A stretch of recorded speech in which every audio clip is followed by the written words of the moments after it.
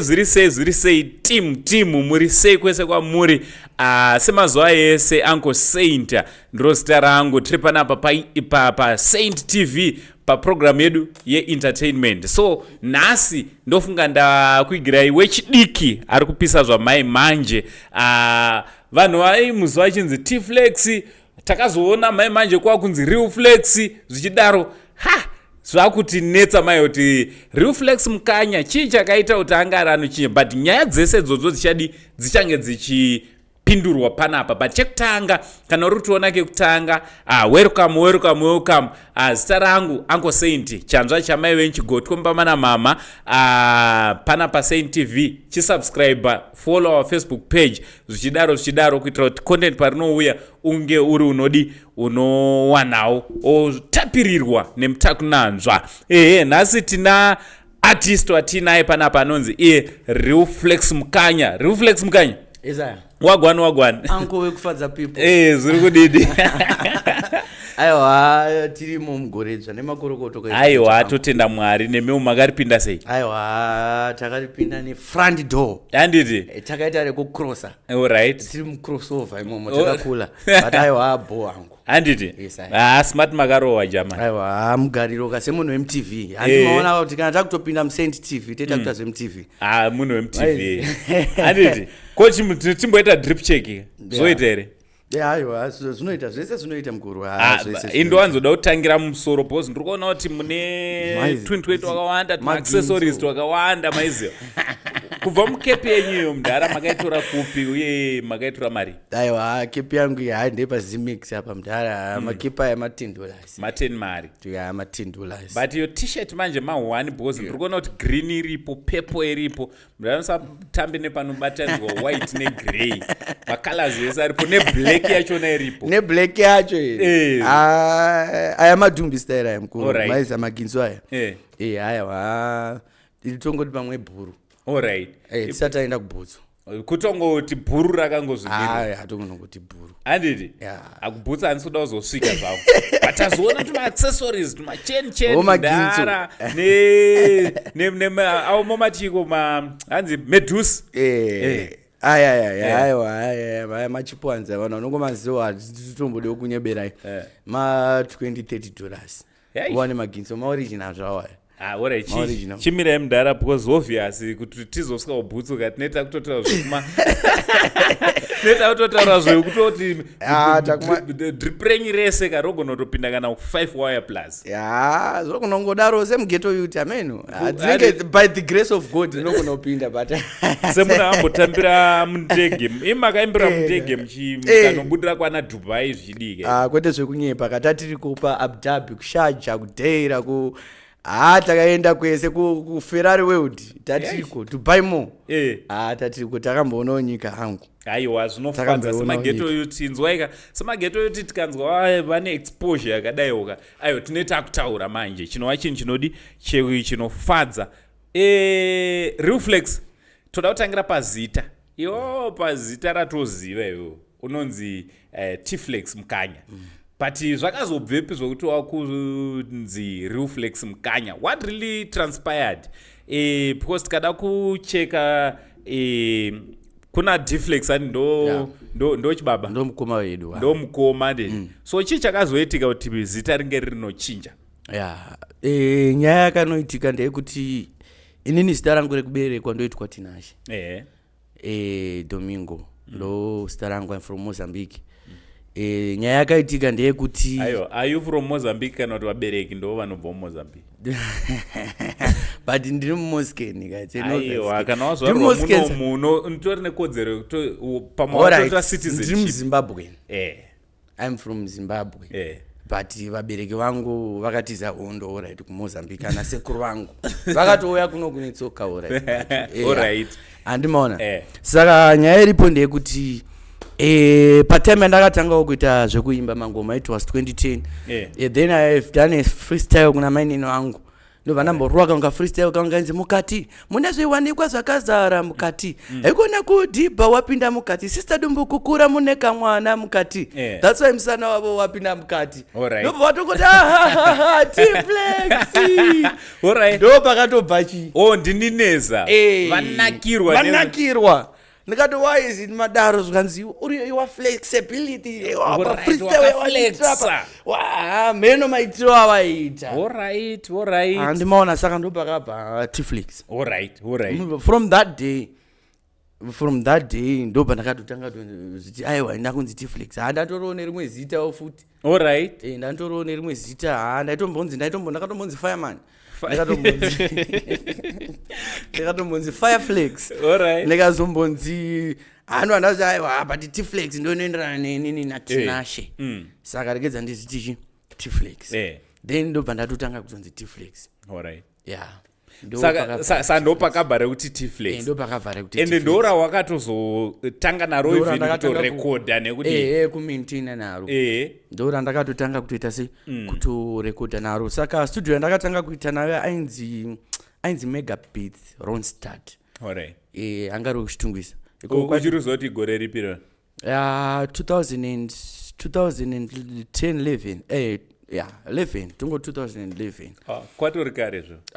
ana kila chairman ndakatovaona kavari mumastreets serious vasati vatomboputika vasati vaita sei vaifamba nainzi Rhino D star ravo chairo nickname yavo yekumaraini vainzi Banana chairman ainzi Banana ndo yanga nickname yachairman iyo serious vainzi Banana vachigara muna Manyami CA Central Africa boys MC ndikapichita rumafia kuCA ndo kwatakaita sekwatakabva then ndokwandaito vanhu ivavo ndo vanhu vekuti pavaitawo music ini ndandiri mateya because I was that young haana ndiri mufana nditoni mufana chaiye zvekutoti ndaitonzoona namarhino D vavo mufana wangu dakuenda kustudio toti dakuenda kustudio mufana wangu handi patime yacho yokutorekota kwaita pondo chaiye pacho producer angasati akutombogona kana kuti kana akaisa ningirikini kana atikarekodha kuseva wanga kuchiri kuita se kakuvanetsa mbichana serious kamkuru maigona kutoti mapedza kutorekodha pepe autadza kuseva zotodhilitika utoti hapana chinhu zvekuti ndakatozombosvika pabvunzo nza mufana wangu music yavari kuyachisa memory card every day music unosvika kupi mufana wangu aona kana fona kwakune ma-SD card ma-memory card uchiisa ndaisa memory card kana nchida kurekodha ndaita madhilidhili saka ndaimbochinja nzanotoshayo ndombokupawo kana 8 gig randina kana 2 gig rombondita se umbondiroeso kana 1 bar kubva kuintro nekuchi kunosvika kuvhesi ku1 vhesi ndokwandaigumira ndisanda kupedza song yese I still remember futi pane imwe song yandakamborowa remix ya Freeman ndamboriמיxa Joiner City ndaimba ndichiti baby ndinoda kuenda kujamaika newe kunoona nzvimbo nenyika newe tichiplaya karemix kaiyesisla akaimba mama don't cry ukaenda neni mudiwa ndofara kuti waifamba neni kuti kana producer akanditi mufana wangu song yodarekodha iri kuenda kupi ndakarekodhera pasplit personally kana mchizi rhythm split edana nobody mina nobody ndo wanga ari marhythm afashion maproducer aitotaura kuti anine susu ati inini kuti ndikugadzire beat zvinodhura saka tokwanisa ngatishandise international icho chichiri papa masplit personally wayayo ndo ataita se ataipinda even kana mukatotasana chairman maridhima vakatotanga kuimba kudharangare kujamaica ndo mabhitsi avaita avaimba harimwe mafia rakazouyana aitona nani vaizogadzirawo mabhitsi but mabhitsi pazvakatangira pakatanga kubva pamaridhim saka kubva ikoko kunana 2010 2011 2012 ndo kwakabuda T-Flex Mukanya kwakuna T-Flex kuzosvikawo kunana 2015 ndakasangana na Blue Eyes Blue Eyes anga nestudio yainzi Don't Records Motorfozo inini ndakudzidza panonzi panyanongo apa ndopandanda kudzidza nyanongo iri papika iri Motorfozo tabva pamaorange kapaipa tikadai so pane panonzi panyanongo takuenda pa chinonzi chiko chikoro ichi kubuda musoro paSt John's Alright. paJojo apo Alright. ndo pane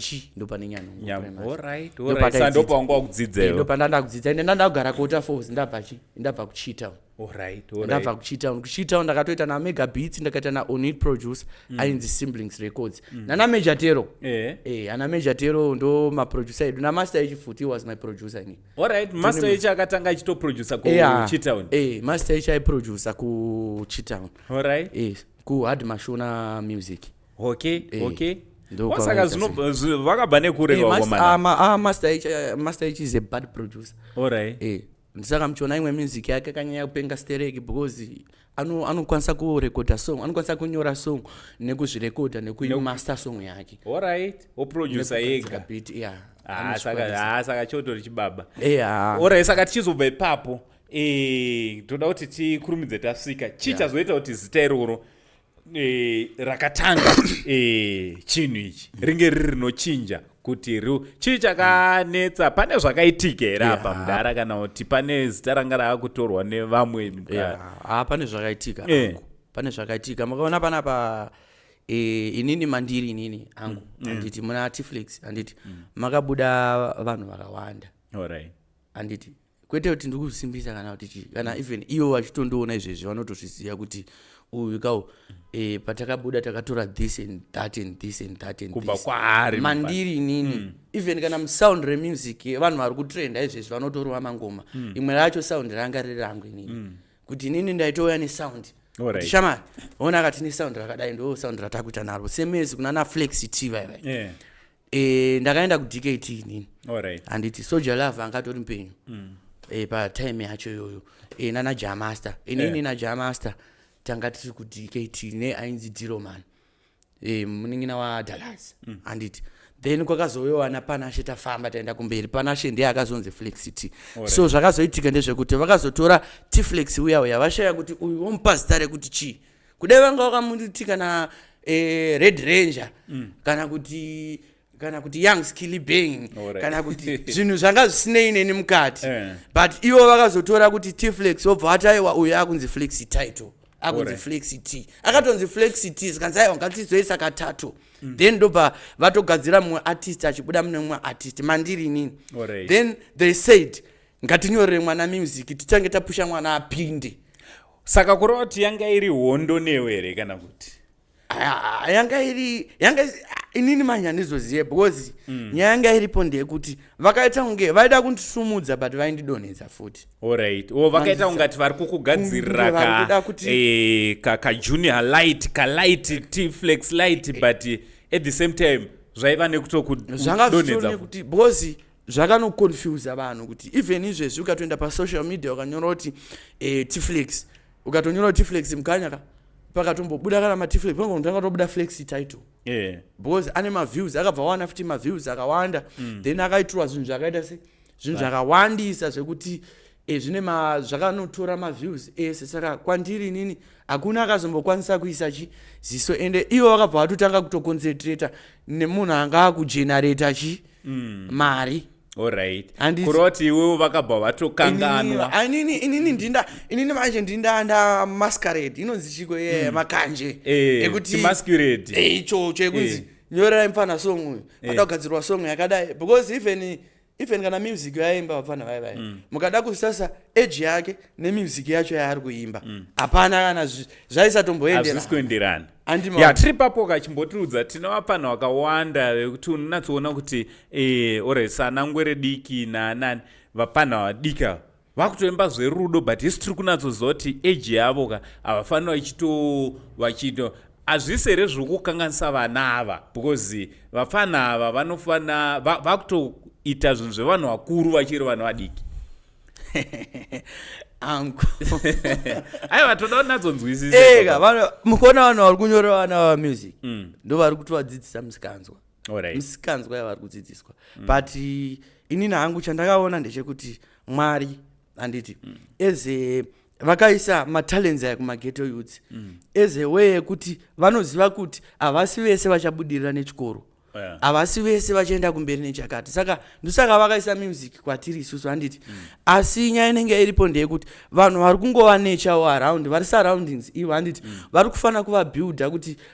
kuimba ako hakuna kushata uri mudiki handiti even kuimba zverudo kana kuti asi pane mamwe mashoko ekuti even iye kana achiimba anofanira kusefwa then vonyatsa kugadzira music yavo kana vada mugadzira kuda muita brand zvekuti awane mari yekuti aende kuchikoro azokwanisa kuchengeta vabereki handi matoona kuti vatone mastands vatone chii but zvekuda kutoti hanzi titotaura kuti zvemangoma chaizvo ka hapana tiri papo tikada kucheka kuti kumashure takatomboita vamwe vanhu vapanho vechidiki vakatombosimuka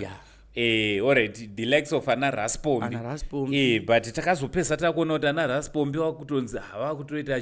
zvimwewo wakapeza watombokandwa mukati ndofunga nyaya yachona iri it's there out there hazvisi here zvimwe zvokuti zvinogona zvakakanganisika pachildhood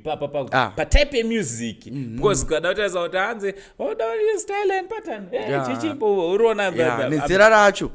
nezera racho manje saka asi vanhu nyaya inoitika ndeyekuti muzimbabwe amo muzimbabwe mune madrama anomuzimbabwe ka ife nyanguka unogona kuita chinhu chiri serious chaicho chekuti chinogona kuenda mberi but chinogona kutoblutikwa kobva kwaya kaucha lafo bva tanga kubvisa hembe achipenga zvaanenge achiita zvasingaimbe achiita zvese zvaanenge achiita zvisina kana musoro vanhu ndozvinhu zvaanototanga kutoita kutoti izvi ndo zvakaipa izvi anoakapuwa bhima akabvisa hembe akatomaizi nekuda kwekuti vanhu ndozvavangoriwo amene vanhuwo zvavangori vanhu vanoda zvinhu zvisina basa andimaona zvine basa zvinoblutika andimaona asi pane zvine basa manje vakaisa maziso avabvise alright vakaisa maziso pane zvine basa avabvise angu kutiona kutoti ichi chinhu chine musoro ichi vanenge vakutoramba vachiconcentrate ipapa andimaona ndosaka muri kuona kuti ana Freeman vari kuramba varichi vachingosapotwa ana Wingy D hakuna munhu asingatoziva kuti Wingy D ndibaba vedu tese Shapreza ndibaba vedu tese because of zvinhu zvavanoisa paground zvinhu zvinokwanisa kuvaka magenerations zvinawa zvinoputsa zvinhu izvozvo music yavo its good even maclasher ana Wingy D ndo vakatotanga nemaclasher ndo vakatotanga nemaclasher asati akutoitwa sezvakuitwa izvezvi zvekuti ukaenda kucap clash unogona kutoisirwa kana conscious redeem obva atonzi awina ere obva adedzerwa kana young fantan obva anzi young fantan ndauya kuno kwasinombobvira aregister kana cap clash yacho obva anzi young fantan wakupinda naTiflex young fantan vanongoti it's young fantan vanhu vatoti iwo paunozoti baby bandauya wakuda unyanzi kuda kuexpressa because mukana wauda kuita sei wauda kushandisa hapana munhu achakuteerera hapana but sina musoro izvi ndo zvakwanisa kuita sei ndo zvatoriri plus kumacap clash kuya haisi nyaya here yekuti ameno vanenge vane vavo vavanofunga kuti vanofanira kuhwina then iwo ukangouyawo uchifunga kuti unonohwina zvogona kutodhakwa zvofamba sei macap clash ikukuyo ndosaka takazviregera especially inini ndikutaura from experience ka cap clash yakahwinwa naPogba I was then Pogba ndakatomudza kuti ndiwe uri kuhwina semafanisi alright nepamusaka pekuti vanhu vanga vakatoronga zvinhu zvavo yakatomboenda akanoadvertise akata se inini ndanditone mufesi wangu muna Cameroon anonzi Denzel Fashions pese akandipa $5 ekuti ndiende kunoregister akandichimbonoregister kucap clash ana Fantani vakatoshamisika pandakatosvika kuti mfana uyu abudikira ndobva atoti kana muchiri kuremember iye kana achiremember akatotaura kuti mfana asvika panapa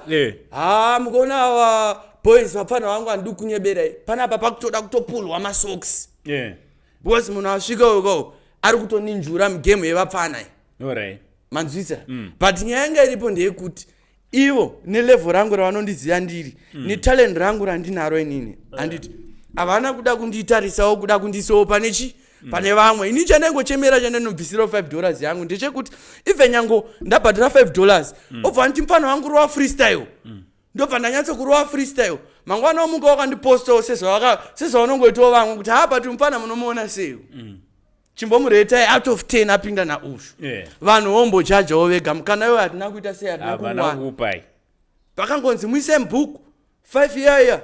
tobva tavapa ozouya musi weclash wacho Ovano obvious kateti ama challenges. Opo. Even kana transport ndakatofamba netsoka inini. Alright. Kubva ku flyover kuenda ku city sports. Ndakapfeka jacket. Ndakatopfeka jacket nekashoti zvekuti wega waisatombona kuti even imega mukandona ndezve munada kuclash ere. Ndezve munada kunyatsa kuita sei chaizvo.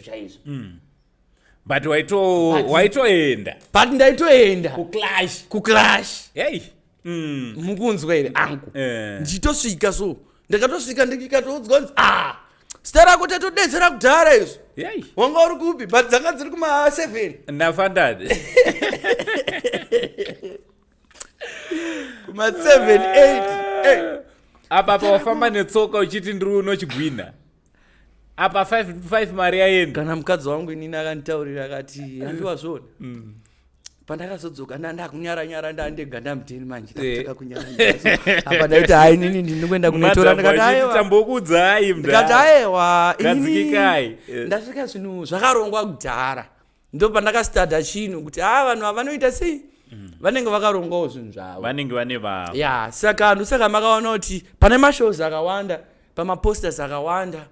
Sometimes handiti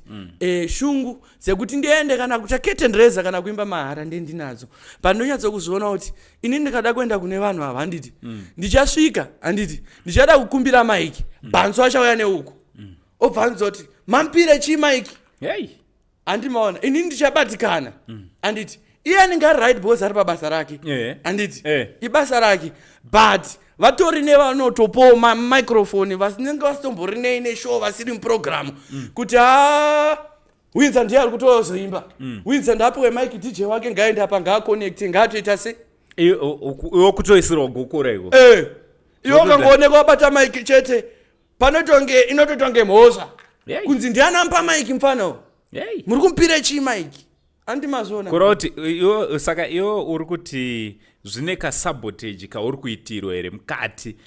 kumashows uku kune vanhu vari kufanira kuti chipo chako chinatsoonekwa kunze uku pane vari kuisa gokora ya gokora ririko mukuru handizive pamwe maybe vanhu vacho havasati vakunyatsondiziva alright pamwe edha unenge usingandizive inini ndine ndichiita se ndichifungira kuti pamwe unondiziva asi kune mumwe anotokudedza nezita atone makore because from 2010 ka ndaisatamba kamukuru ndaisatamba kushanda kwese kwaita manzwisa zvandikutaura inini all my life I was doing music angu handina chinhu chandakamboita chisiri chemusic even vanhu vacho vese vari mudistribution yemusic izvezvo vari museko remusic kuti titaurane chokwadi tikavabvunza kuti edza anogona here kana kuti idofo uyu munomuziva here vanokutaurira chokwadi even kana Soldier Love kudai angatori mupenyu izvezvi anotokutaura kuti mufana unomuziva but paiuya Soldier Love mustudio ndini ndaitonzi gadzirisira macro one mic alright vagadzirisira stand sauro obva atoti mufana wangu gadzirisa chi stand ndiite se tirowe mangoma tiri papo wonaka iwe wakambozoita une song yawakamboita na toda kutangira kumashure na Jamaster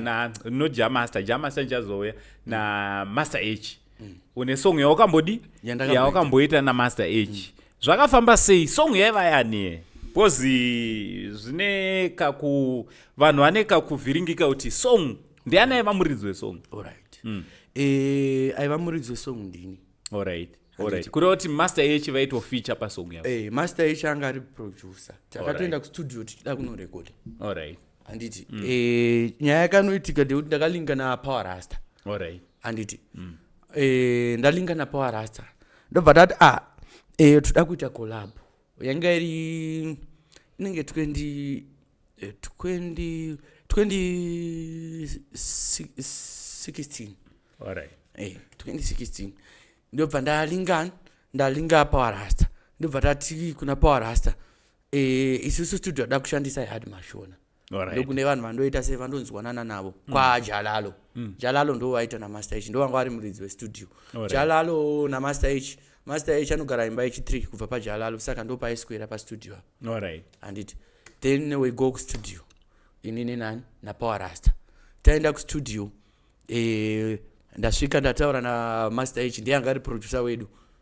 tataura shamari toda kurekodha song nemukomana ndobva atoti achipo saka togadzira rhythm rakaita sei handiti tikati anything master H akati aiwa ngatirove hardcore but Mukanya chinhu chandikukumbirawo ndechekuti pasong yatiri kuita tiite sei mupindewo da kupindawo ndiri kuda kufeachawo pachinhu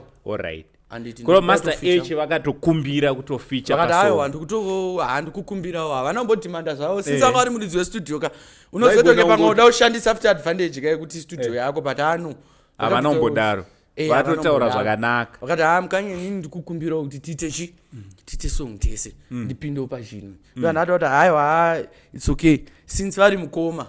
plus he was my producer munhu anga atori pahati pangu inini pekuti pazvinhu zvese zvandaiita marounds angu dzadziri shamwari dzangu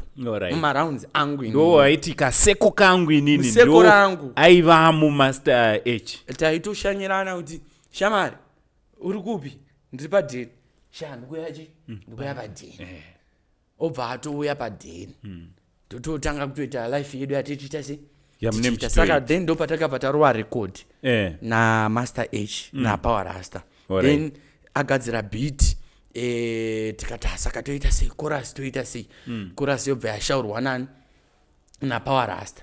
chorus yashaurwa napower rasta vhesi ndobva ndapinda master H obva azopinda rimwe vhesi and master H ndo pangane imwe ngozi yemangoma serious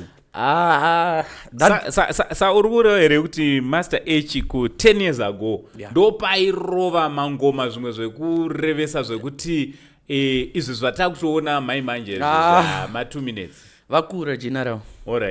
vatokura general he was a hard-working person like me like some other persons like some other artists vanondiziva inini because vanhu vanogona anoziva munhu anogona mune muchizivana kutoti aiwa munhu anogona andoziva munhu anogona saka kazhinji kacho mukaona maartisti kana takuti takuvharirana panze takuita sei kana wada kundisimudzira ndiwe kana wada kundivharidzira panze ndiwe inenge iri nyaya yecompetition yekuti kana munhu anofunga kuti akarelaxa sekuti what if munhu akazosumuka akazoenda pamusoro pangu akatanga kukombewa nini samweyo competition unenge wabata manje pane mamwe maartist anenge atangawo kusimuka andimaona but chinhu chavasingakwanise kuunderstanda maartist ndechekuti music is a mission and it also is a competition futi titori nepatinotofanira kutoita competition kuti zvinhu zvacho zviite zvinakidze andimaona kuti zvinhu zvacho zvinakidze ndo pazvinoita se ndo kwazvinotobva kuti tofanira tiri pamission but competition futi inotorova saka zvese tofanira kutongogara takatoprepare zvinhu zvese saizvisa 2026 ino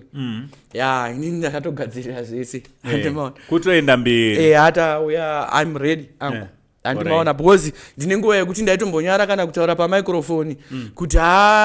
ningi ndakambomuitiro chakati kana kuti ndingi but nhasi ndopanda kuti ndizvitaure zvese zvandakasangana nazvo mumusic yangu inini nevanondiziva vachandiona kumafans vatoriko vanotondiziva vachataura kuti ichi chokwadi uyo anonyepa uyo ari kuwanza pa ichokwadi apa ari kuita sei but hatingambogadzire nyaya kuti titogeza toita zvinhu zvemutv tobva tauya paSaint TV tabuda panze tobva tatanga kuda kutaura nyaya dziri dzemutv tite mafolk handiti isu hatisi mafolk tellers handiti hatisi vanhu vengano titori vanhu vechi vanenge vachitotaura reality saka tiri papapo song yapindwa nanamaster H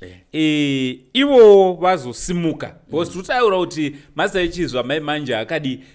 tingati akarira handiti akarira vakazopawo credit here kuti no Flex taitombo mpano yedu taitombodiki ameno mukuru ndiani mpano yedu here kana mukoma wedu unogona uri mukoma pamangoma kana kuti mpana pamangoma ameno vari necredit yavakambopawe saizvezvi zviri mupfungwa dzavo hangu inini handisi kuita se handisati ndazviziva edha vari munzira kana kuti hakuna credit iri kuuya because inini pandakatomboaproacha obvious ukatosangana nevamwe vako ari pamusoro pako handiti newo uri pazasi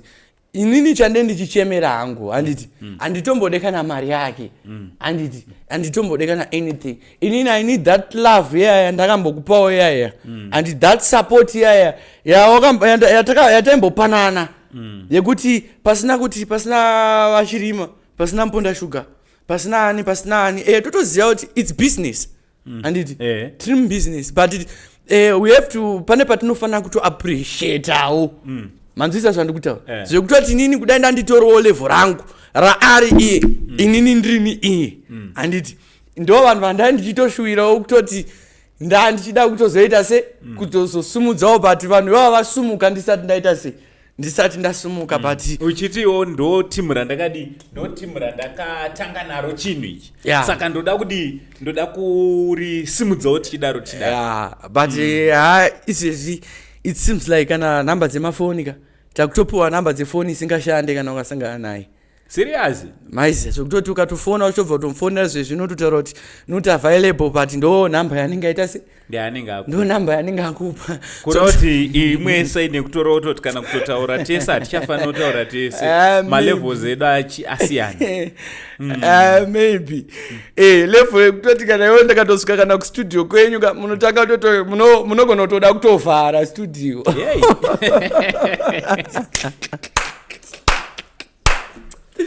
oyo azivogorototovhara studio wachigwere mcb tinenge tichitotonge tikutokubohwaye manje semageto idzi hatizozvinzwisise waize vakatoita pana icand yayaka iri boya handiti pepe yakagona because icand yehanzvadzi yedu maize zvakangofanira yanzi stargirl kana makambomunzwa musikana akamboimba kuti muumba medu tiri 84 so vakapasa chikoro 4 so vamwe vacho 8 mado 4 vamwe 24 havana kusvika form 4 first born ndati imbavha second born ndati geva handi mukunzwa mukuona musikana uyayo tanga tiri tese nastargirl kana muchimziya musikana wandataura song yondolezo azingaiti mukuziya song handiti ana icand nana stargirl isame stream vanga vari vapfana vedu manzwisa but ndakati kuna stargirl nerimwe gore so ndikati stargirl pane anonzi dj mavd wepazengesa 3 paipa anoita zvekuloada music ndakati aiwa handekwa dj mavd vane freestyle session yavari kurova mumalive handiti vanditi tiflex yakuno kumborwa mafreestyle nevapana vako then pandakasvika paipai tanga tiri pamashop then takabva tatanga kuita sei kurwa mafreestyle wayaya mwana wayo ndo paakabudikira achiti muumba medu tiri 84 so vakapasa chikoro 4 isusu hatina kuziva kuti zvinhu zvataita izvi kune vatorekota kune vaona live kune vaita sei ndo pakabva paputika chinhu ichi ndo pakaputika mwana yeye alright ndo kurira kwakaita song iyi ndo kurira kwakaita kwakaita song saka pakatoti patofamba mazuva tatozvikanganwa kuti paipa takamboenda kwaya tikanorwa mafreestyle chichichichichi then ko yakabuda nekuna dhadza handiti ndokwakabuda chiko achifonera mufesi wangu anonzi Moda Chris wataipusha naye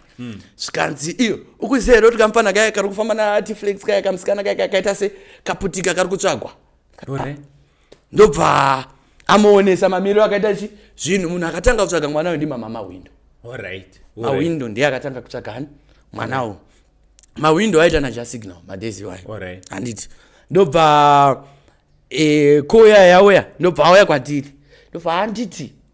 ndo pandakaziva kuti pane chakanaka chakaipa futi achiite se achishaikwe panoda kusumukira futi vamwe vanhu kune vamwe vanoenda kune vamwe vanoita sei vanosara hatisi tese tinoenda pane word randawanza kushandisa mukoma waona unge pamwe ndaidhisa randakamboimba kuti rinonzi vari kundibvunza kuti zei wanonoka kusvika Mukanya ndoti ndamirira nguva yamusiki rememba ndikwanise kuzvichinja nekuti simba racho haripikisiki munhu wese anoda kusimba safantan asi tese hatingasimbe nguva 1 munhu wese anokumbira kuna Mwari anopiwa Mwari hazi wemunhu 1 arikambogona zvese samtumwa rodiriki tinosvika pakupera sashadhireki inga variko vana mukoma cheki vaenda kudhanzi nesutu nemateki dhanzi rakauya rakazara marasta ahehe rakaponja mavhiri mumunzwe angu ndo pandai mukuona kuti nyaya iri kuitika ndai kuti sei ndikurowa mafreestyle aya kutoti vanhu vazive handiti inini generally inini handiti music is my life. I dream music because I dream big. Alright. Handiti saka music ndo upenyu hwangu. Kugonerana kwandaita newe, kukanganisirana kwandaita newe zvese, all the pain, music makes my pain fade. Same as kuma fans angu inini vanonyatsa kuteerera music yangu. Handimazvo. Saka isusu nyaya yedu yanga iri panamba tikudzoka panani pana Stargate handiti then mama window handiti dabs and yaita say atibata then atibvunza muri chinhu hwane here then takawirana boss hatina kuziya zvinhu zvirichi kumberi kwedu then obva panamba ya mama window akatoti huya tisangane kutauni chichini ndinda ndine mwana ndinda ndine phone ndinda ndine link ndaenda nemwana but patakasvika ikoko ndakasvika inini handisiri ndaita se ndaidiwa mwana ndaidiwa mwana akatotanga kutodza ada kutokuendesa kuJamaica naJassignal. Hey ini ndini mwana kutoda kutoenda kuJamaica iye asati arekodha song hemba iri freestyle song iri kunzi yaputika. How come tangaika marekodhesa chi tangaika mapinda kamustudio kachino achiendeka kuJamaica chisati charekodwa iye Jassignal wacho kuJamaica akakuenda here ana kuenda Jassignal wameenda Jamaica. Ndo toro mvunzo wangu mozondudza mukoma wangu kuti mozotudza Jassignal akamboenda here kuJamaica because at first ndakanzwa zvinzi Stargate uda kuendesa kuJamaica naJassignal na mama window ndo vakataura mukatozvinzwa nemuromo wavo manzwisa inini I was young plus ne pressure kuda kusumuka amana munoziva kuti kune vamwe vanhu vanotishandisira advantage yekuti kana uchida kusumuka so munhu anokuratidza masides ese ezvinhu ese masides ake ese kuti alright ndo zvazvitori but ose munhu anofunga ini handikambotange kuenda kuJamaica inini ndisati ndatomborwa kana 5 mangopa inini zvitori nani kamudhara anonzana achirima akazotendesa kuDubai uko ndandatomboemba album. Alright. Ndaemba album ne 12 tracks ndo ndashuta mavideo ndo ndatomboenda mashows ndikatoradza zveshwa kuti ini ndine potential yekuti ende zveshwa wakatozoona kuti mfana ane potential saka rekedza tingovagadzirawo ka holiday event kavo kwanga kusina hako yakanyanya but ka holiday event ngekuti mumboende mumbono refresha mind timbokupayo imwe market iri kunze uko mboonekwo nevanhu vari kunze izvozvo zvazvitori izvozvo zviri better but tiri papo ndoda kuti tidzoke mazoshanda musikana azoputika iwe rwendo rwako wakazosvika sei ku RealNass uyezve makalinga sei ne the likes of ana Jamaster na Khonangale nana anonzani musikana umwe yaimba uyoyo anonzani this other lady man uya Stargate no the other lady I can't no vesa rakalinga nawo vesawa even ananisha even Senflow. Alright. Senflow ndaitomuti anotoziva Senflow topushata rangu mukuru andikunyika. Alright. Meza zvekutoti zvimwe zviri kutoitika panapa nezvatiri kutoita Senflow ane mashoko ake akatondiudza akati mfano wangu ini chinhu chandinoziva ndechekuti inini pane paburi anotaura achiti pane paburi pane paburi pandakazongopoya napo so ndapoya nepapo mfano wangu ndo pakatotanga zvinhu but inini handikunyebera mfano wangu munhu wese ane time ini chandotoziva ndechekuti uri superstar akatomboudza mamwe maadministration ekuna achikuti sainai mfano pane vanhu vese vamukuita uye anorova mangumo but vanhu havana kukwanisa kuzvinzwisisa because ndiye ari kuita sei akutaura kune vanhu vanongotora zvinhu lightly so handimo but anenge achitaura zvinhu from experience takashanda mesa anenge achitoziva Senflow kutoti no mukomana uyu kana chiri chemangoma anochimhanya chinhu ichi kwete zvokunyepa ndo nyaya dzacho dzatiri kuita se dzatiri kutaura saka nyaya yakazonoitika ndeyekuti inini ndane makore angu ndakudza izvo kutoti nyaya yacho yakarebesa maepisode andosvika kana kuepisode 20 tikada kutaura kubva patakabva kunosvika patiri nhasi but apa I think kuti nyaya dzimwe dzatataura dzaita sedzakawanda saka tangoita short then uyanzi ada kuendesa kuJamaica handiti asati arekodha song zvikanzi kuda kutengera foni musikana anga asina foni tengera foni kwanga kuda kuitwa manje ndekwekubviswa padhuze nemafireman but iwo wanga wasingaziva kuti aiwa mafireman ndo vanhu vacho vari kuto if pamwana even malines even vari kutomusimbisa kuti ngatifambe takaita takada even mukoto macho maapinda pawamuona ari paspotlight apinzwa nemafireman saka vakuda kubvisa vanhu vamusvitsa anditi maona nyaya iripo then patakabva ikoko pakanonzi foni obvious vana vanovhunduka kunzi esi chakadaro chichavhunduka foni ndobva patakaenda kwaSimplex ndobva tazoenda kwaSimplex anditi ndobva tanorekodha song yaya yakarohwa nasimba yakarohwa naSimplex song yayo kuti tiri 84 alright then momza vanotaura naCrisp vanotaura na song yayo futi yakatorekodwa nechikwereti futi alright ainobobata anokotaurira ka saka manje ndakawa ndatogara ndaona kuti vanhu ava kava alright saka nini regadza ndigare ndatongoita futi another collab nemwanawo kuzoitira kuti kana akazoputika akaenda ka ndogonosaro ndine collab ndogonosaro ndine collab because ndandatoona vision yezvinhu zvacho kwazviri kuita sei kwazviri kuenda kuti alright promoter yaasi kunifarira ari kufarira mwanawo anditi saka kuti nini ndichiramba ndichifamba nemwanawo ndichiita seka totanga kutonge pamwe toda kuita child abuse ka nemwana bosi mwana andimona bosi vakabva vatozotoita futi manewspaper futi kunzi mawindo foundation chichichi vari kusponsor stargirl chichichi nekuda kwefoni chete yange yangohasla ndo mukuru wemawindi manje vanotsvaga mari alright maibata then kuita kwatakaita collab from there mwana obva atonobhukirwa kuChusport kwakune beat club anzi aenda paakaenda kuChusport manje pasina mafireman anzi siyana nemafireman chiimba ka hapana zvekuimba zvacho zvekuimba zvasara nemafireman mafireman vasara netundu wawo mukona kuti chere mukuru bwadzi munoziva kuti chi pamwe pacho ka vanhu ava vakawa unogona vakato talent remwana rinofa bosi mafireman asara kubva ipapo makazombovanzwe inini ndakatozongotanga kushamisika kana makwetiki meme munachibudikira makwetiki ground irichiti kuti ini ndakutoda kutoti ndindawe naye artist wangu munhu ndakapenzayo chimbomirawo hatisi kukuketa mira munhu amboedasi atonana bosi atone mabosi nemanagement atone management potse security nemabouncer futi ukutaurira mukuru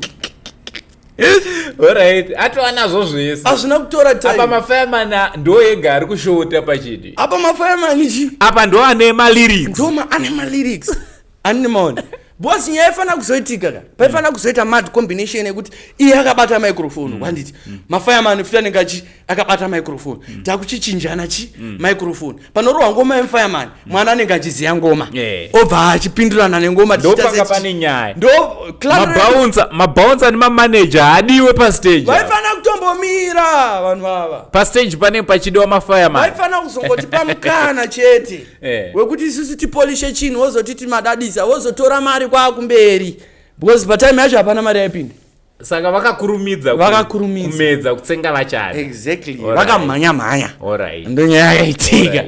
andimaona saka ndo pakagumira nyaya iyoyo pekuti mwana uyo akabva atonzi aiwa iwo usalinga nemafireman amomza but momza havana kuzoita care on nechipo chemwana kuti vaendese mwana kumberi zvanga vaita se vamuvimbisa then mwana akabva aintroducedwa mumadrugs anditi ndiani akamuintroducea mumadrugs mwana akaintroducedwa mumadrugs vanhu ipapo manje mukuonamurweka vanhu isusu mafireman manje mafireman anga asisipo manje saka mafireman haasi kutoketawo mafireman manje haasi kuketa mafireman anga akuborodza ruko because inini ndoti ndo spirit yandinayo ndakaona chinhu charamba ndoga handine imwe option handiti ndotanga kutoita zvinhu zvangu because inini ndagara ndakaunganirwa nemafireman even achiumaster chaivo nana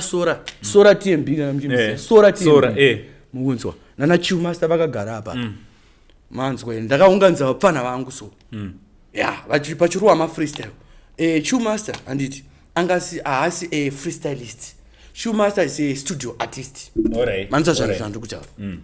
Shoemaster is a studio artist. And it awanikwe pano ema freestyle. Pase munhu aipusha handiti aiwanika pese inini futi semunhu aipusha nasingavasiye vese vapfana vangu ndataura kuti uyu anonzi chiu master uyu anonzi sora saka inini ndakuronga show even jamaster mukoma wangu jamaster ndimukoma wangu zvangu ini pandakatanga kutosangana na jamaster ndakasangana naye kumangoromera vakarova nakodust reblack vakasunga bhantana ubva handiti mufana unorova mangoma here ndakati mukoma ini ndinozama kurova unozama chimborova freestyle ndobva ndatobamura freestyle zvikanzi unogona but haini ndiri elder ndakati hazvishuwa muri elder because patime yacho vanga vatorikana nemadiski manzwa vanga vakabhenerwa madiski imimi muchinatsoona kuti isusu nemamemory card hatichakwana iwo mukoma wangu ane madiski vanga nepicture ravo vakarova colors nekavhesi kecolors nenhingirikini ndikutaura wega waitongoona kuti haiwa papa zvakaendwa handimaona tisati aenda kunyaya yavo iyoyo handiti ndo zvaya zvatataura kuti hakuna nastagiwo handiti ndo zvakazongogumira ikoko mwana akatorira songo yake akatorira zvototi nini ndokunotoshaya songo yakatorira kupfuura songo yewe handiti but tirisu taita setapusha then mwana akabva aenda kumadrugs handiti ane munhu waaitamba naye ainzi Pauline handiti madhezi wayo ndo madhezi anga achangopinda dombo then vakanointroduce kudombo andimaona vese vari tu vese vakabva vangotanga kudhakwa ife nevamwe handisi kutomenshena vahombato nemazita maizi handisi kuda hangu kutaura because zvinhu zvakaitika kare zvakapfuura maizi saka munhu unozoorifomawo but vanhu vanhu kutaura kuti vakatadza kubuda ndikutraya kutaura kuti talent yakafa nekuda kwemadrugs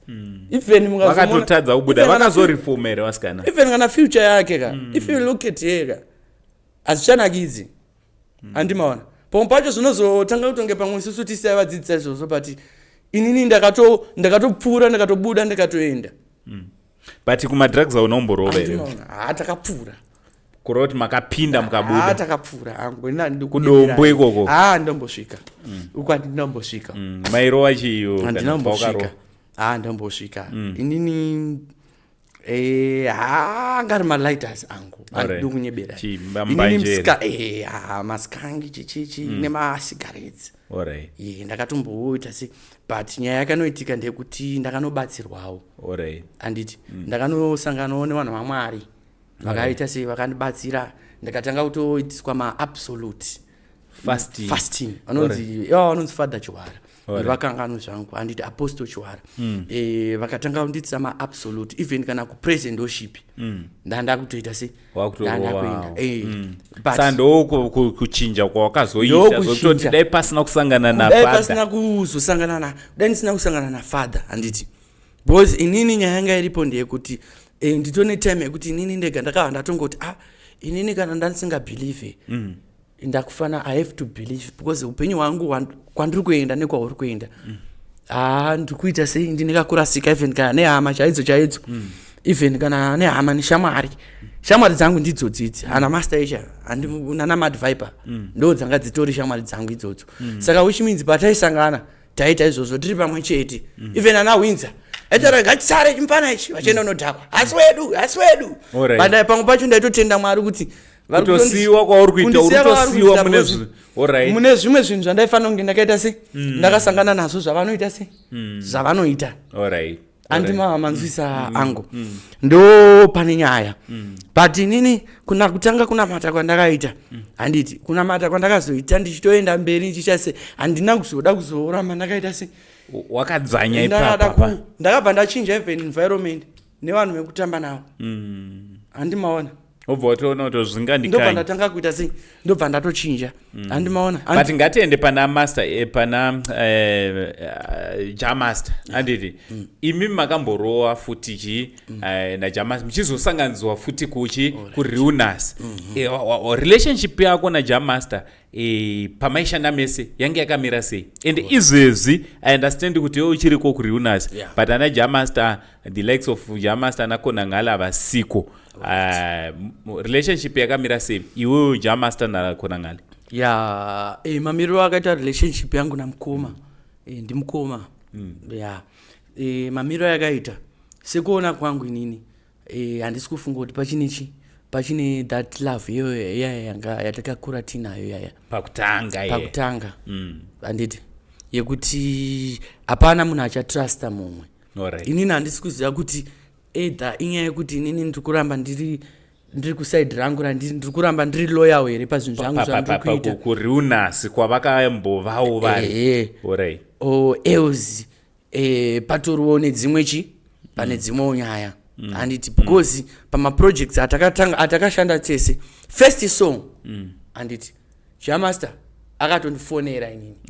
handiti tichiri kugeto kumastreets ndandine song inonzi Mukanya, vanhu vakawanda ndo song yavanonziya nayo inonzi ndakati ndichibva kubasa ndinzwe mumba mune maviri mavoisi richiti richiti rechirume raganga rine noisi ndikati ndidongorere nepawindo ndione ndimukanya namai Joyce ndakabva ndapera simba Mukanya vandipedza simba vachiti Mukanya Mukanya ende makanyanya shuwa Mukanya mukunzwe ndo song yangu ndikuchera panguva yacho iyoyo ndongo yacho song yakaproducedwa naBlackboy handiti ana Sandflow ndo time futi yanga vanga varipo ndo masong anofarwa nana Sandflow kutaura nana Shane kana ndinzi vanga vakagara so vari mafia isusu kana na Jamaster team Rhythm Dance avari kuti aipopa taitoteka tosvika producer totaura kuti vafana tangai mambogadzirisa order yenyu because waitozotota pana ve dance soro yavo haina kutora zvakaita se order iri kure fora niwara skanga but hapa time yacho ndatsada kutombo wamsati masvika kwese then zvakazoitika pakati pangu naJamaster ndezvekuti ivo vakazotanga kusawirana nemaconditions marules and regulations kuRealNass handiti vakazongoti vakazongomuka vakati handinoona video yatakaita ndeyangu song yatakaita ndeyangu vachireva song yamakaita mese apa song yanga iri yako yarekodherwa kuRealNass taburitsa mari na sponsor iye ndiye akatochemera kusainwa munoziva kuRealNass avasirivo vakaenda vakanomuti vada musaina hausadarozve manzwa here iye ndiye akatokumbira basa iye ndiye akatoti iye aitonakirwa neati yamudhara isusu we are like a family manzwa here mukuru zvandikutaura but iye akazonoti kuti mufana wangu asimuke panodai nini handiti but nyaya yakazonoitika ndeyekuti even manager wake Edzabi anga asingade kuti Jamaster asainwe kuRealNass because vaida kuita zvinhu zvavo vega asi Edzabi ndiye akatilingisa kuRealNass manzwisisa wokureva kuti manga matomboita maprojects mese naJamaster before RealNass naJamaster takatoita first song yandikutaura inonzi uya kuna Euda mfana wami ndo madheza ndakaimba Mukanya akatoudzwa nevanhu kutaura kuti mfana wekawo ndi vibes kateo kana kuti ndi movado saka mfana ukufana kuti neutralize power rake umuite mfana munina wako bozi ukasamudaro muri kuramba muchikombewa mastreets asi zombopere zvakaita sei zvakanaka kumberi uko alright ndo nyaya yakaitika pana Jamaster then we did collab inonzi uya kuna Euda inonzi uya kuna Euda mfana wami akatongonditi uri kupi ndakandiri padeni zvikanzi uya kustudio kufirst choice kwaDKs naBago handiti ndobva taenda kufirst choice ndakasvika vakatonyora korasi kudhara uya kuna Euda mfana wami tine style mfana wami ndikati ndokuti dhanzi riite sei rinakidze ndikati ndinouya mukoma wami matsaga tomaparadza setsunami ndinovakanda mapena sedhongi unovanzvenga mugemu semongi tinovaparadza panovava padzoki tinovapfugamisa tovarova mangoki dhanzi redu akatanga kuita se kufaya because ataita chinwana mukoma handimona iwo wabvumawo kusubmita ndabvuma kusubmita ndakusubmita kwacho kuti ndakusubmita kwacho but kwete zvekuti tokona kurongedza mabhegi mangoma apa handimaona but kwete zvekuti but ndimukoma handiti chinhu chandakangorespecta chiti ndichikuti ndimukoma handiti havanawo kuda kuzonyanya kuda kundiisira gokora sterek but pane pamwe pavanofanira kuona kuti apa ukauyu ndo uyu itini yake uyu tofanira kumupawo zvinoenderana naye nguva yake kana yakwana tikaiona kuti yakwana tomurega kaotamba bhora racho handimapaona because inini kuimba pastage pacho ndogona ini ndandori ketendereza wake kana even nawo akatondifonera kuti hande kushow sezvaingoita kudhara unoimba pane $15 chimbonoketendereza nondarowa hangu 2 hours handiburukika pastage because bhegi racho remangoma rakawanda ende bhawa rinenge zichitongonakira vanoningochishandisi kuti mazi ndakambomanzwa kupiko hambori andikomfana iyo hambori mfana wani komfana masong tomaziva ka handimaona but the person vanenge vasingaitese vanenge vasingamuzivi saka vana inenge itori first time yavo zvino hazvo zvanga zvakaita se zvanga zvakanaka asi kuzobuda pachena kwekuti nhasi iwo waisa post yangu ne wobva wanditegawo oti mambonzwa here chinyowani chaburitswa naRealflexx ichi koma mukureta here vhesi ratakarova pasong iyi kuti ranga rakamira sei koma mukumboretawo chinhu here chakadai so godfather but mufana wangu ndine vafana vakawanda vari kurova mangoma handiti but ndine mufana wangu chimbomunzwayo godfather ndokumbira mufana wangu asi takamboendawo paredhiyo but inini ndaenda karedhiyo several times zita rangu rasimba zvekuti ndikamisawo passport vanhu vanogona kutoita se kutomunzwawo sakuroti zvoni iwo uri kuti zvoni team iri still pane kasabotage karipo kekuti iwo takakuita uya kuno mupana wangu saka unofanira kuramba uringori mupana wangu maona but vari kufanira kungosiya kuti maruwa ngakure ngati spread mawings because hakuna munhu ari kunohodha mangoma zvipo zvadakapiwa naMwari ipfungwa dzedu saka isusu hatifaniri kuda kuvhararana panze because who knows mangwanana tichafa vaya vachaimba vachaitawo masuperstars vana vangu inini vachatoricogniza kuti but iwo baba wako iwo ndo vakasumudza baba vangu iwo but iwo takumbokuitirawo zvinhu zvakaita se zvinhu zvakatoti munotoona kuti zvinhu munotoona kuti even industry yedu yatiri inoramba ichitoita se ichikura but hatisi kupanana mafavors hatisi kunyatsokuburitsa chokwadi pachena there are so many masuperstars vanotorova mangoma but vari kuisirwa gokora vari kuisirwa masabotage ende chokwadi achidiwe kunzi uchitaure futi ukataura chokwadi unotanga kunzi ari kudhomoka but tiri kutoona ka tiri kuti Realflexx Mukanya handiti naJamaster iwo uchiretawo Jamaster anganzi achiri kurira here Jamaster zvamaimanje artist tingati here ari kurira here kana kuti ave togona kumuisa here kune alright kwachona tikada kutarisa tine vanhu vekuti angova maliving legends togona kumuti here is a living legend kana kuti hatitomuise futi ikoko alright ini ndikada kuti mukoma wapera ndauraya futi mhuri yavo nenzara vanogonozoshaya market but mukoma aiwa hauvashayise because iwe zvaunotaura kana wachiripo wanenge wachiringoripo but kune vanhu vanozvibhilivha kune vamwe vanogona kuti vapera kune vamwe vanoti havana because munhu wese unozosarawo nematrue fans ake ekuti iswesi akaposta haasi kushaya kana kuti post yake haisi kushaya kana but 122 izvezvi likes singatasema likes nemaviewers avanenge vanawo paanenge achinyatsokupisa pekuti akaita post izvezvi ka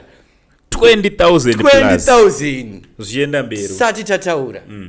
handiti asi nyaya inenge iripo ndeyekuti ini zvinhu zvandakaunderstanda kwavari vakoma handiti kupinda kuri nyore asi chinozorwadza kumaintaina saka chinhu chavari kufanira kuita imaintenance since vakaita sevakapinda handimanzwisa zvatokutaura ndikada kuti vapera saka tingati vachirimwe here because kumaintaina inzwa maintenance inoitwa nemunhu achirimo saka tingati Jamaster achirimwe here kana kuti totongoti dzatovawo nhoroondo according to you? Kana tatenderwa nababa kubuda muguruva ichavadhorondo saka ukoda kuti chiere chisingapere chinoita se chinoshura mahitsi vanoona manhongo iye ndezvo kuti mhuri yavo ite se irarame handiti ndizvo hatidzo but nyaya inotika ndekuti unoziva kuti chinhu chinototi vapere ndechekuti munhu unofanira kubvuma kuudzwawo nevamwe unofanira kubvuma maadvice handiti anga vari mudiki kwauri anga vari mukuru anga vari hani but pamwe pacho unofanira kubvumawo kuita se kuudzwa manjewo ukangoti zvese ndinoziva unopedzisira wakusatoziva because unenge usingatozive unenge wakutoda kutoziviswa nevanhu vari kuziva ende unenge uchingoita nharo saka togonongoti pamwe chava kusara nacho inharo hanharo anenge achingoita nharo ndinazvikuda kunyebera asara nenharo sara muchingoita nharo kupera onaka munoziva kuti nini akatombondivengera song kuti ndakamunzwa kuti song inonzi ruarashe song yaisi hit song erongelo mwari vakatoshuta video vakatotorana yaya vakaisana yaya vakatora mabhenzi vakaita sei ndobva nditi Realflexx ndinzwikise song iyi yakamira sei because iyi aitemba nayo ainvesta mairi ndikati mukoma mukuona song yakadhakwa mukunzwe inonzi ruarashe maiona ruarashe ndakakupiwa nikuda kwacho song iyi chavariwo song iyi kai yakadhakwa zvokuti hanzi haingamboite hiti song iyi but inokwanisa yakazoita hiti semunhu anorira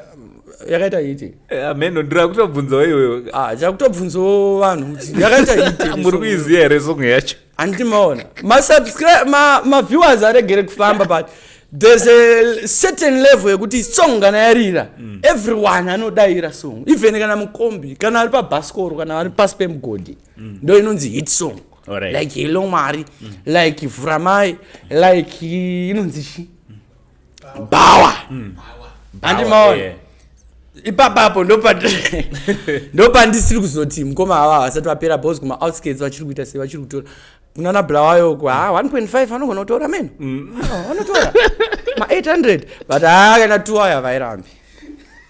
alright kana 150 alright kwacho kana takuda kutora izvozvo handimukuona kuti mazuva ano vakutohaisa PA system uri kuzere vakatonga asi kana 200 havairambi iripo iyoyo right vanouya hatiziye zvakawanda tosobvunza edza manager wakhonangale manager wemupesi wangu Khonangale but iona Khonangale relationship boy obvious naja master zvatoratidza kuti ukama hwenyu hwakunzwira kure semazoe adilutwa namainini unoziva kuti step mother vakadiluta mazoe kuna zvinhu zvakadaro ende ukadatesa mabhifu acho anenge achida kuita aiwa aitwe navanhu vane mhuri wayo alright maize mahadhi okay yekuti ndikakutaurira anenge atori mawani but munoziva kuti anyway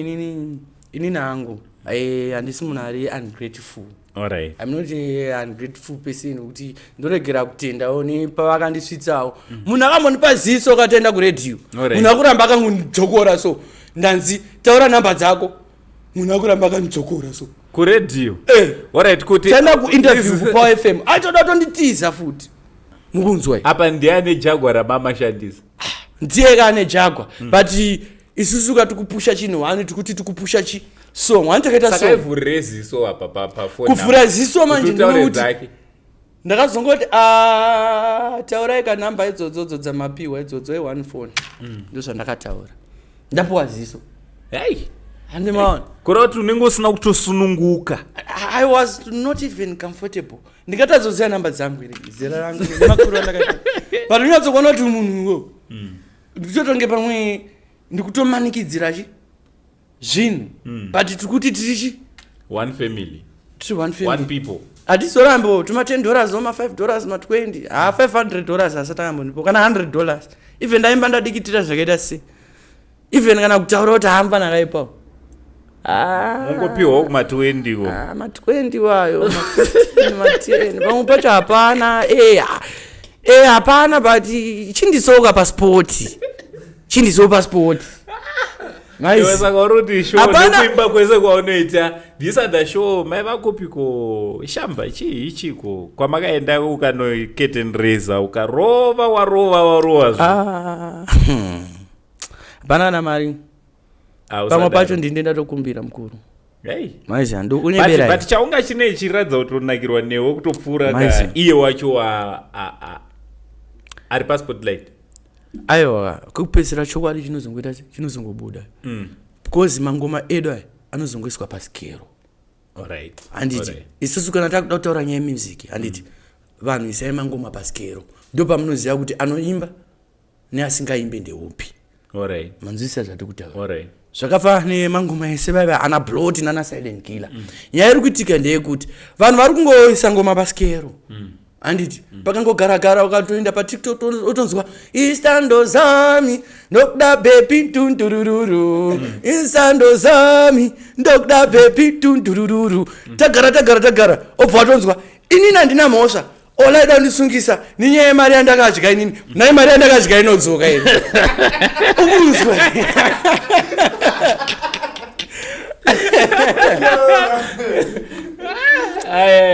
alright andimon ndokupisa kwacheko andimon but mukona wakomana ndeipi nyaya yavakapedzera kupisa unayo kunze pavakatorwa munhu bhutsu paipai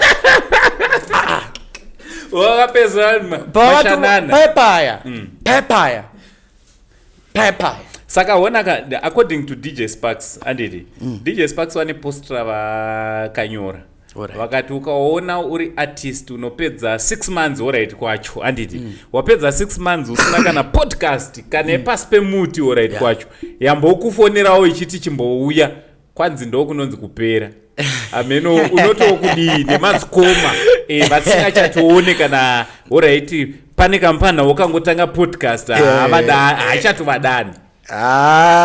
chocho ndochokwadi chakataurwa big up DJ Sparks maizi DJ Sparks vane chimwe chokwadi chavanozombotaura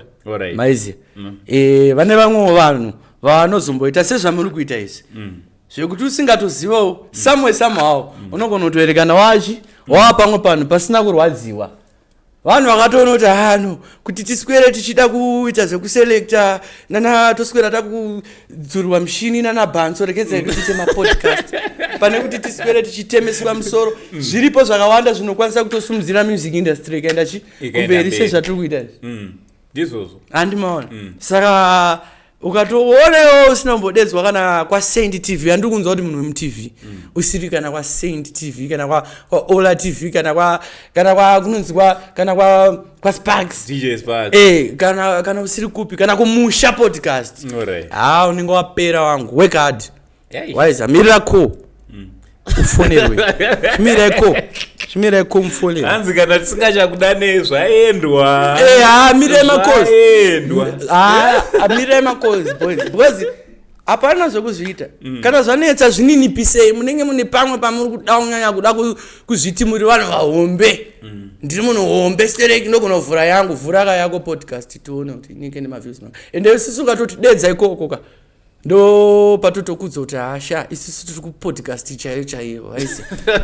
kwete tambo yemike yemudenga inenge ine stand ine hybrid C1 microphone ukunzwa inzwazve tiri papo nakhonangale handiti nakhonangale gamailinka endaimboya paRealNass paipai waizi ndatomboita tumashows twandakatomboita tirichi paRealNass I used to in good books na Khonangale because kada utasa kuti chibaba chema freestyle handiti zvekudaro muri kulinka here ende tine vanhu vakawanda vakashanda neRealNass vakapiwa mari handiti kuRealNass vachiita maprojects aibuditsa mari are they still in good books nana chirima mudhara chirima vanoda kusimudzira mayuti zvichiri kufambidzana zvanaka iwo ndo chiri paground dzangova ndangariro zvanenge mariro ekufunga kuti Sauro akaenda vamwe vangu hamudhara chimbondooneoka waya hamudhara vamwe watoomerwa vamwe vakatotonge pamwe vari kuenda unoita richi kakuswera mangwana acho vachibuda but mukudzoka inonzi kuenda umpango kudzoka ugwazvangu ausisiri umpango gwazvangu iwe ndounoziva madzokero ako auchaita sei auchaita. Kune vamwe vanonyepedzera nguva dzinenge vasiri kunakirwa munhu angona kuuya achiti ndikushandiswa ndakadai ndakadai but kana promota pamwe pacho anenge asitoona kana benefit but the passion the love of music yekungoti asimudzo angowano that credit yekunzi zvinhu zvinodadisa angwa ndiri kunyeberai kungozwa ndini ndakamusimudza zvinhu zvino even kana imimi mega munogona kutongo ndakadai so makakula down so mufana wenyu ari kana paBBC extra wega pacho pandoregera kumenshena kuti inini first podcast chandakatanga kuita inini yakaita mutsindo ndakaita namukoma naSaint TV ayo zvafaneipo panapa rega nditombokudza ka Realflexx mark my words handiti mark my words usati wapindura hako but mark my words uchitobva panapa uchatonoona kutotenda unogadzira song utonogadzira futi mamahits kutopfuura mamahits awangaonawo ende tiri kutoenda mberi tiri kutodi gore rino iri 2020 but musazoite sezvinoita vamwe vawataura pane umwe wataura ipapapa anorira to an extent yekuti anofunga kuti kana kutodanawo mapodcast akutoremera mapodcast ndofunga wamuziya sei muchizoti kana marira mune makuramba kudzoka zogara ipapo pawakagara ipapo inini chinhu chandakaona ndechekuti I think kuti zvinosiyana and mamwe macharacters evanhu but munguva yekushaya haazviratidze because haana kana asati abata ka $500 haambozviratidze zvinhu zvazviri kuti ndo zvaachazove mangwana andimaona but kune vamwe vanhu vekuti inini ndotozviziva kuti angosendwa nezvinhu zvavo but vanongoramba vakazvininipisa havana musi wavanochinja kana step kana musi wekuti ukavati makadii angosaint vangaite busy zvekutadza kupindura asi vanotaura nevanhu kana about more than 10,000 more than 20,000 zvakangofanana nachirima vanhu vanoatenda vanhu vakawanda mubusiness ravo vanenge vachitsvagwa nevanhu vakawanda vanotaura nevanhu vakaita se vanhu vakawanda but izvezvi ukati uda kutaura nachirima munhu wese ane nyaya yake anokutaurira kuti hapana paakamboignowiwa kana atoona kuti nyaya yako iri according nebasa handiti anotokudza kuti enda unoona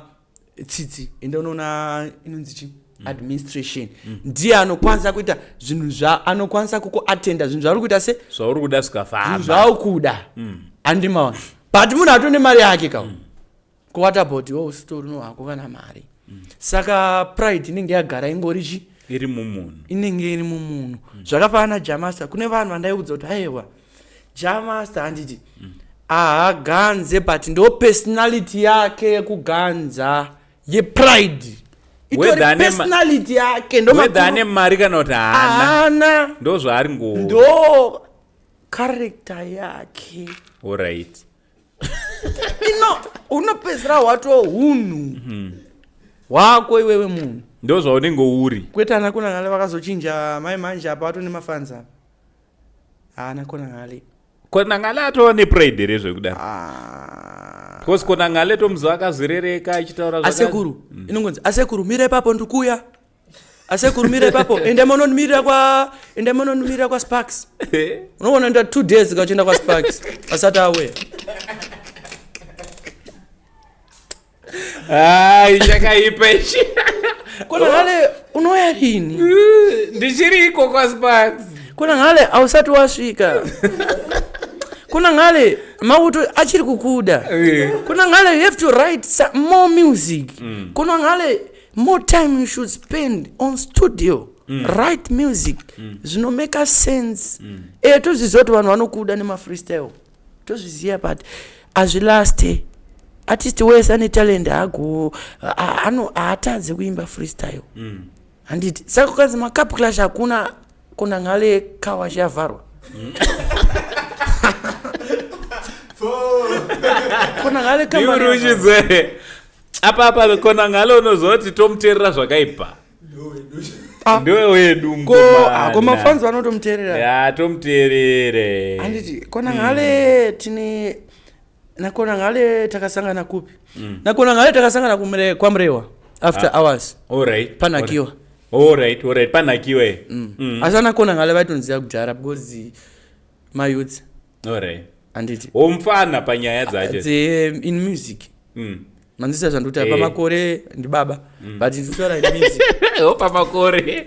kuverenga chitikinyani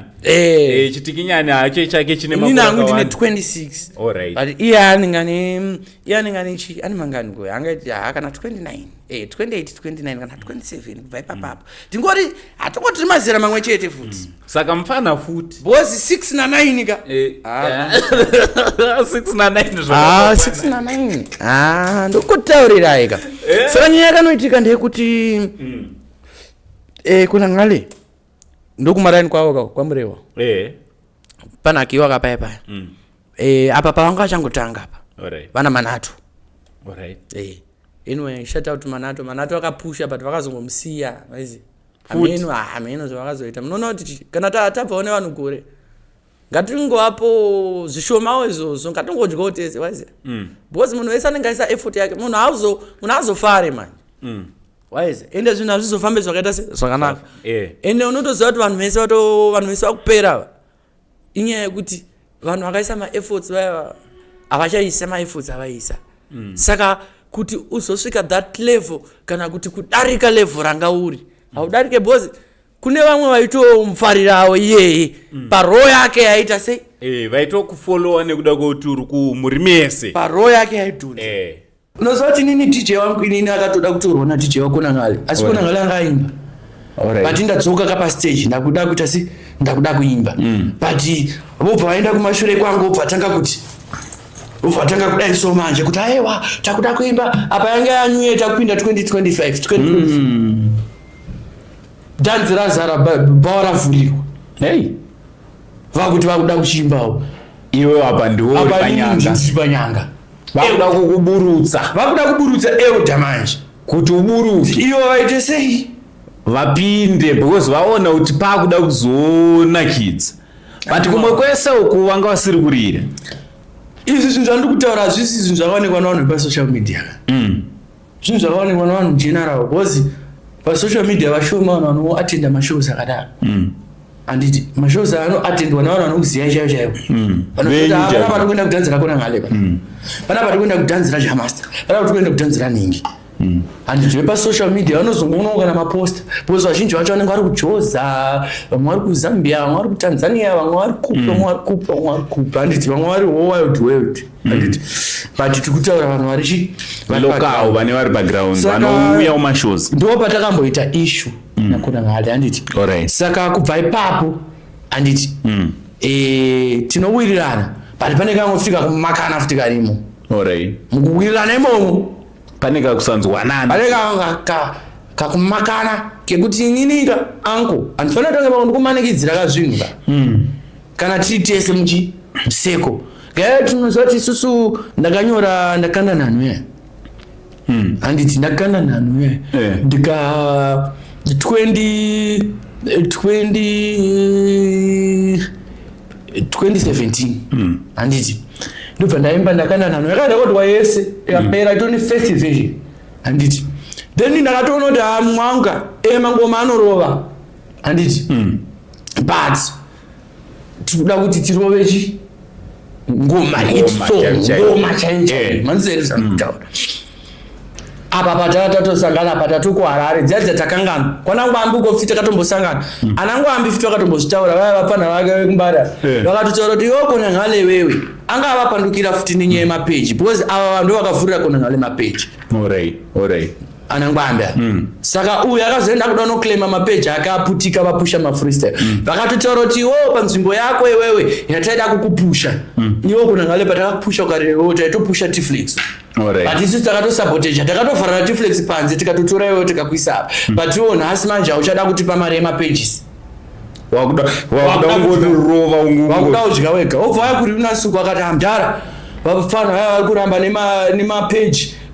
angu vari kuda mari obva vataurira nekoko nevafana vaya vauya manje kuna mdhara RealNass ndara pari kuda $100 yemapage kuti tibhadhare ndipiwe mapage yangu. But zine ina zvazvine ina emda. But mdaro yakangoti hi it's fine semageto youths handiti sevanhu vada kupusha chibrand. Nyaya yanga iripo formation yeRealNass yanga iri kuti pipe handiti we are supporting the vision. Vanhu vatone vision handiti. Also tiri pamission yekugadzira ma-opportunities emageto youths. Zvinhu zvavari kushaya ma-raw materials we can give them. Sezvamukuita zvanditi ini chandashaya chi ipodcast chandashaya chi advertisement saka tokwanisa kukupa advertisement iwo takuisa pachi apa iwo chiuya apa handiti chirova chiratidza toni kuti zvakamira sei chiratidza toni kuti unogona kudai tibatsirane kupusha already link vanga vasati vanyatsonaro rakaita se rakasimba asi link up yaitobvawo kuno kune maartist nekumamovie kumamovie futi kunana chichichichi vachigadzira link vachigadzira chinhu chihombe vanhu vatone vision nemission yekuti chinhu chacho chiende kumberi. Asi nyaya inozongoitika ndekuti vanhu vatema tinenge kusatienda futi katinako hakusi kuti ini ndiri mutsvukuka tisi vamwe vacho handamboti ndike uri kutoti ndiumwe wacho tisi vamwe vacho handimaona mangwana ndogonongofuma ndakachinja hamene kuti pamwe ndiwiknew here anenge andipo kana apa kana ndapiwa good personality good boy of the year. Unza ayo mfana uyo anenge akangogona kuita good boy mfana uyo anosupportawo mfana uyo anodai sonubva ndapiwawo zvaza zvinotoitika it's possible and iwe yekutendwawo nayo ilake rako muzvinhu zvako. Saka relationship na Khonangale kuroti yakatosheka futi yakasheka apa takutongoti yakasheka apa because mukaona kuti zvamai manje even kana ivo maviewers vanhu vari kuona kuti music yacho inakidze kuti zvinhu zvacho zvinakidze handiti chimbondipawo time handiti marelationships edu nevanhu vakasheka handiti ivo ndavauye nemaworks avo isusu nemaworks edu music ngaipedzerane yega isusu hatisi kuda kuti titore zvinhu zvipersonal ka zvekuti wasangana na Captain Britain wakavamaka because havafari yaya wako watema nedomo haudaro takuda kutaura zvinhu zvekuti music industry iende mberi because akanomboona vheni kana Godfather vanga vakaposta kuti toita sei kuti music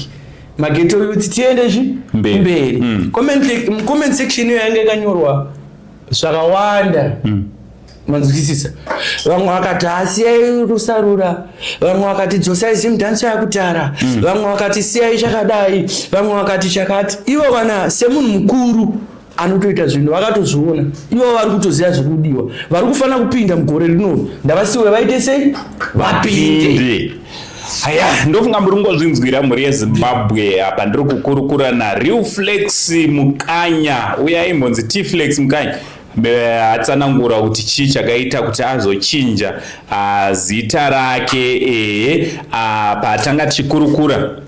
zvakanyanyisa tichinzwa rwendo rwake kubva paakatanga kuita zvemangoma kusvika pari nhasi. Aiwa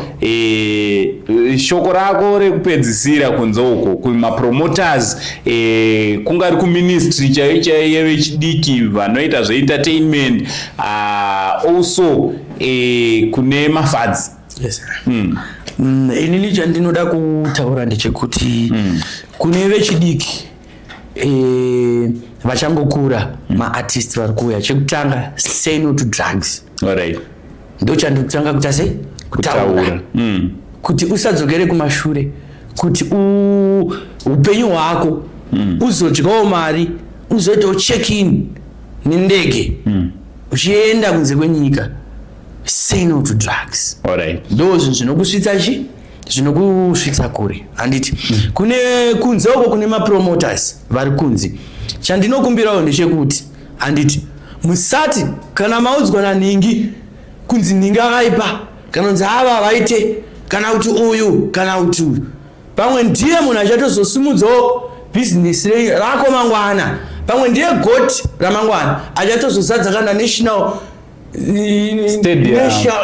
stadium kana stodat yaya muchitotorawo mari sematorero muri kuitwa kune mamwe maartist. Saka nyaya iripo ndeyekuti ziso renyu ngarisangowandira pavanhu ivavo chete. Onewo kune vamwe vasina mukana. Every ghetto youth ngaiswe paposter. Wese anorova mangoma. Vese vanotorova mangoma munotovaziva. Atifanira kutonge pamwe wakarera nemistake ka.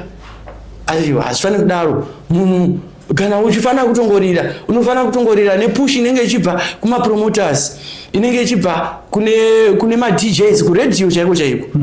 Mumwe DJ anotokuziva anogona zita rako but haakwanise kuridza song yako. But anokwanisa kukubika. Saka unyazoshaya kuti kusimudzira kwacho kunenge kuri papi izvozvo ngazvingomira. Say no to Sabotage. Ngati let the music play. Let the music talk. Munhu wese ngapiwe mukana. Handiti mapromoters zvamurimi muzoregera kutisa pamaposters at 2026 maartist ese ari kusumuka this time tokumbirawo kuti ngavaiswe pamap ngavaiswe palimelight. Macup clash aiwa tisikuda macup clash akawandisa kana muchazongoita cup clash ka pamwe the last cup clash ichazoitwa inini nemafia rangu iri. Mafia rangu ese oirorira nakhonangale mafia rangu ndo last cup clash ichazoitwa nana Jamaster exactly nana anonzani nana ana Windsor ukatomfonera ndoti parwari wamdara saka pamwe pacho muzoti it's okay kana ichitipai mavhesi zvekutaura ndazvoona kuti munozvigona but chitipai tipei redeem tone mbotipai redeem mumboti pamabhazi bhozi zvakuda kupindwa tikauti mutaure mogonaita 2 days but pasong ndoizva mogona kuzvikompresa ndozvinhu zvacho kazvatokutaura angu ndosaka ndataura kuti togona kuita season 1 season 2 season 3 yemapodcast yekwatakabva nezvatiri kuita saka tongoti kunzokoka chisubscribe aya handiti nekulike muchiita sei muchishare Saint TV neno Realflexx. Please follow me on my social media platforms ku YouTube, Instagram, TikTok kwese ndiriko guys handiti mobva matudza nephone number. Yes aya 0771 00 7118 0771 007118 pamwe pacho munondibatawo paRealNass production pages. Mukangoenda paRealNass production pane music yangu yakawanda, pane macollab there are so many works ari papo. Let's go and follow the man himself Realflexx on all his social media handles and Realflexx Mukanya. Aiwa, thank you very much for coming my German. Thank you so much nekusimbisa. Thank you so much uncle. Vamwe vanhu vanogona kuti uncle tinotovada ndo vanotoita kuti podcast idi inge rinorira ichienda mberi panapa paentertainment pasegment ye-entertainment. Zita rangu ndichinzi Uncle Saint ndakandichifamba naye Realflexx Mukanya, producer yedu. Big up to yourself, B Blessing Bushu, big up to yourself. For now chiti, it's much love and God bless you all.